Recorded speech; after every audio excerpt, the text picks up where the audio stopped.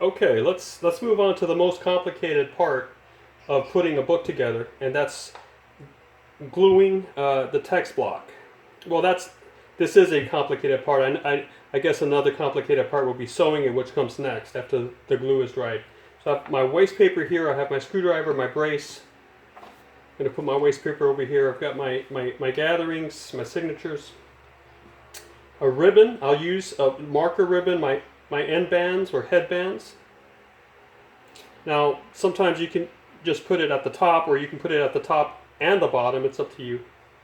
My mull. This is called the mull or the super because sometimes it's called the super because it goes on top of the spine. It's literally that simple.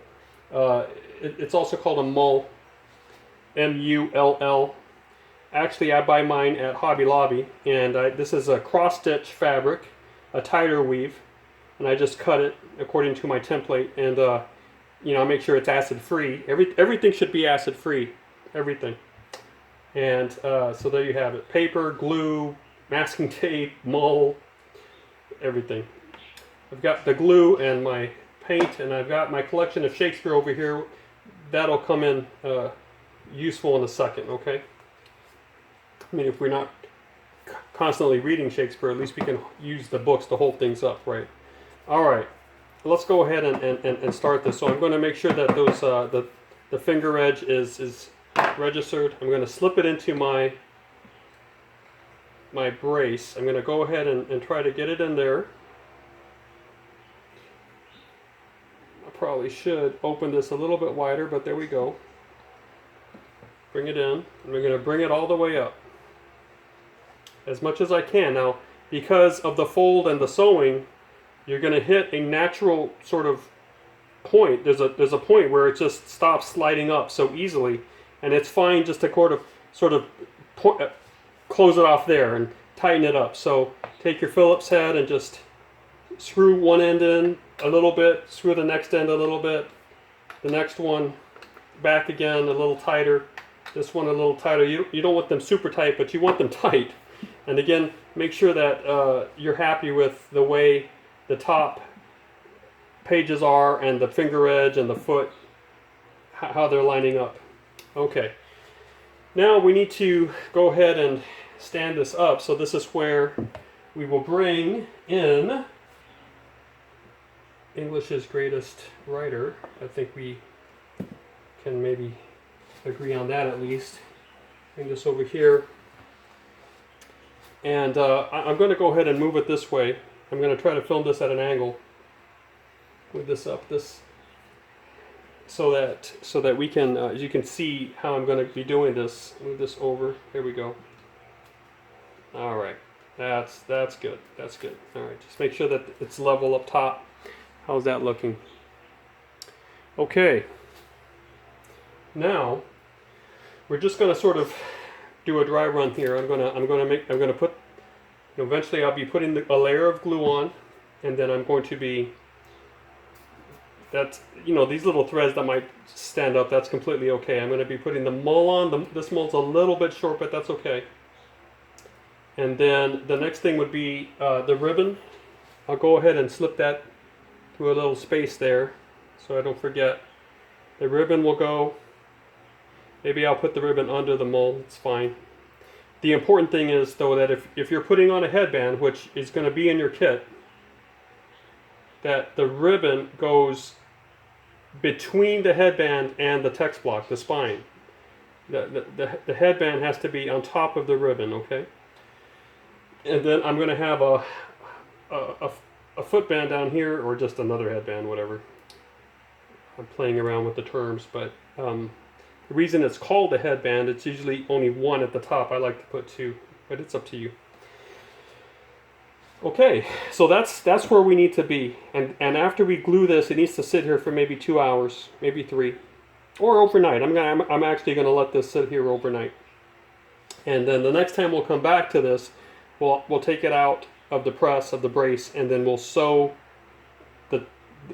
we'll do the remaining sewing, which will attach the text block to the mull with thread. So yes, the text block here is going to be attached with glue, but I want to make it super strong. I like to say that the only way that you can take apart my book is really two ways. One, run over it with your car a couple times, and that actually happened once, and the book survived. So the second thing maybe is just take an axe to it. In other words, the only way these books are going to fall apart is if you decide to destroy it, and that's how strong they're going to be. That's why I use real wood, pressed wood fibers in my wood board, the masonite. That's very strong wood board for the cover, and that's why I insist on sewing the mold too. Okay, let's go ahead and get started. I just lost my headband. Let's see if I can pull it. There we go. I'll leave my ribbon there. Get this one going, and it's time to put on a layer of glue. So I'm not sure if you can see this in the video, but I do have my waste paper down here, and that's where the glue is going to sit, and my brush. And you know, PVA glue is really what you want. It's flexible. It's white, dries flexible. Elmer's glue is PVA, but you don't really want to use Elmer's glue because the water content is too high. I'm talking about, you know, the school glue. You want to really make sure that it's stressed that it's acid free, and that the water content in the glue is not that great. It's not high. I mean, there's always going to be water content in there, but if you don't want it to be a high water content like school glue, because that will soak your paper. It will wrinkle it. It will just be absorbed too quickly. You want a good bit of viscosity in your glue. You know, if you are using school glue, then just put it in a platter or, you know, plastic container that you're going to throw away afterwards, I guess, and just let it sit out for a little bit under a light or just out in the breeze, and water will start evaporating from that glue, and it'll thicken up for you. Okay, and that's fine. You can use that too. Now I'm putting on a good coating because I want that mold to stick to really, you know, adhere. I'm going to fold the mold in half like this so that I can see the middle line, and I'm just going to go ahead. Now I'll do this in a little bit actually, because this is the last thing that's going to go on, but I'll put a line of glue there as well. What I want to do right now is I want to get this ribbon on, and I'm going to really put it generously back, because why not? You know, I've cut it long. You're going to trim this when it's all done, and the more contact it gets in that spine, the more it's going to, you know, the more it's going to stay, and you know that ribbon is going to be tugged on a lot. Now I'm going to be putting a line, just a line of glue on the mull, and this will ensure that there's really good adhesion between the mull and the spine there. And glue this up. There we go. Okay, now also folding that mull in half will help me see where, you know, how to get it onto that block squarely, you know, right in the middle. Now, before I really press down, I need to be able to adjust it still, so I'm not going to be pressing a lot. I need to put the headbands on. Now, I don't know if you're really paying that close attention or you're going to be able to see this, but my headbands for this demonstration video they're a little small. I'll be sure that in your kits they are wide, and then you can trim them to fit the length of the spine if you want. Well, yeah, you'll want to do that. And just there you go. You put that on there. That's great. So now I know that that's the right you know, that's the right positioning for the mull. So I'm going to go ahead and move it in, and I need to.